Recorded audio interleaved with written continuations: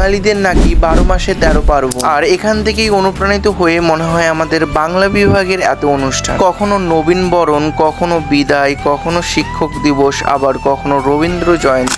যাই হোক না কেন, পড়াশোনার পাশাপাশি সাংস্কৃতিক অনুষ্ঠান করা আমাদের নৈতিক দায়িত্ব। আর এই দায়িত্ববদ্ধতার বশেই আমরা আমাদের বিভাগে বিভিন্ন রকমের অনুষ্ঠান করে থাকি। আজকে ছিল আমাদের সিনিয়র পিজি সেকেন্ড ইয়ার দাদা দিদিদের বিদায় অনুষ্ঠান, যার নাম দেওয়া হয়েছিল বেলা শেষে। এবং এই অনুষ্ঠান পরিচালনার দায়িত্বে ছিলাম আমরা, অর্থাৎ ইউজি 6 তাই সকাল 11টা নাগাদ ইউনিভার্সিটিতে এসে লেগে পড়লাম রুম ডেকোরেশনের কাজে। প্রথমে আমি ও তাপস কিছু বেলুন ফুলিয়ে উপরে রডের সাথে বেঁধে দিলাম, আর এদিকে নন্দীবাবু আর্ট পেপারে অনুষ্ঠানের নাম তারিখ লেখা নিয়ে ব্যস্ত, এবং অন্তরা এদিকে দাদা দিদিদের জন্য একটি ট্রেতে করে ডেরি মিল্ক, ফুল, কার্ড আর কিছু কলম সাজিয়ে রেডি করছে। যাই হোক, এরপরে আমাদের অনুষ্ঠানের অ্যাঙ্কার ঝিল এন্ট্রি নিল। এই সবের মাঝে আমাদের ডেকোরেশন কমপ্লিট হলে সব স্যারেদের ডেকে উদ্বোধনী সঙ্গীতের মাধ্যমে আমাদের অনুষ্ঠান শুরু হলো। তারপর